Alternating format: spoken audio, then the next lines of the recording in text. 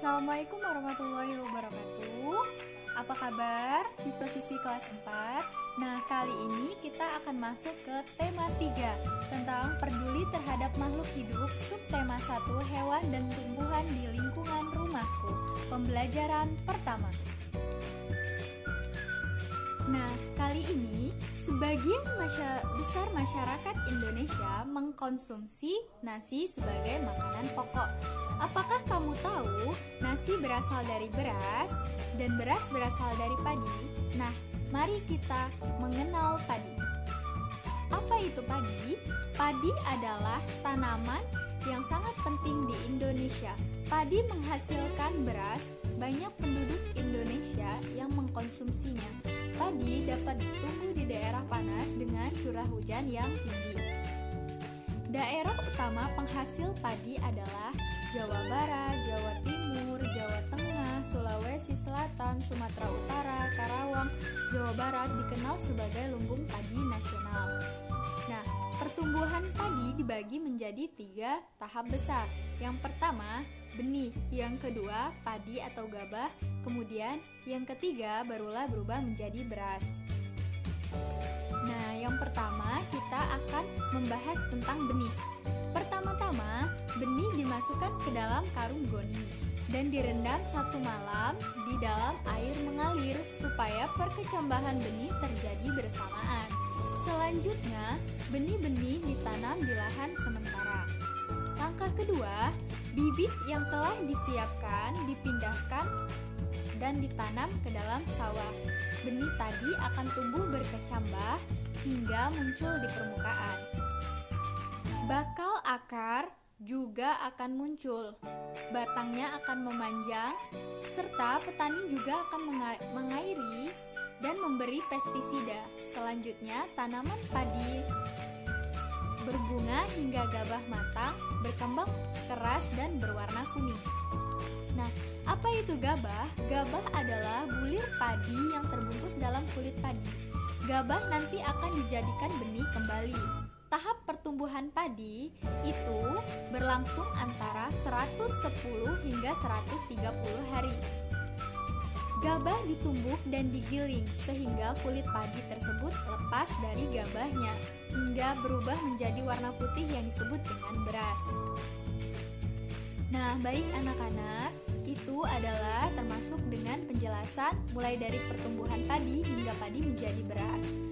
Tahap selanjutnya, mari kita jawab pertanyaan yang akan Ibu berikan. Pertama, apa isi bacaan di atas?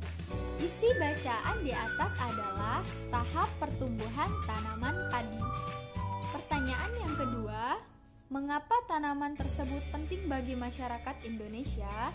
Karena sebagian besar masyarakat Indonesia mengkonsumsi nasi sebagai makanan pokok yang berasal dari padi hingga berubah menjadi beras. Nah, pertanyaan yang ketiga, di mana tanaman tersebut dapat tumbuh? Padi dapat tumbuh di daerah panas dengan curah hujan yang tinggi.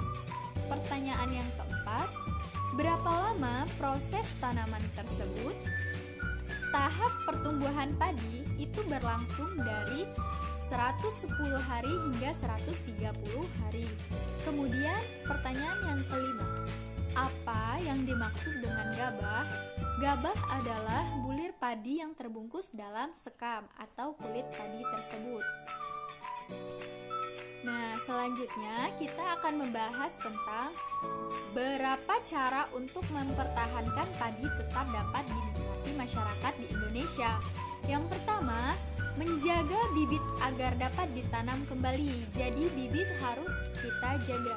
Yang kedua, menjaga lahan pertanian. Jangan sampai lahan digunakan untuk kebutuhan lainnya. Contohnya untuk kebutuhan pembangunan atau ditanam dengan tanaman lainnya seperti singkong, jagung, dan lain-lain. Yang ketiga, menjaga kebersihan lingkungan sekitar karena sampah akan menyebabkan banjir. Yang keempat, saluran air dijaga agar tetap mengalir. Yang kelima, penggunaan beras yang tidak berlebihan karena jumlah penduduk yang meningkat akan meningkat pula kebutuhan masyarakat di Indonesia.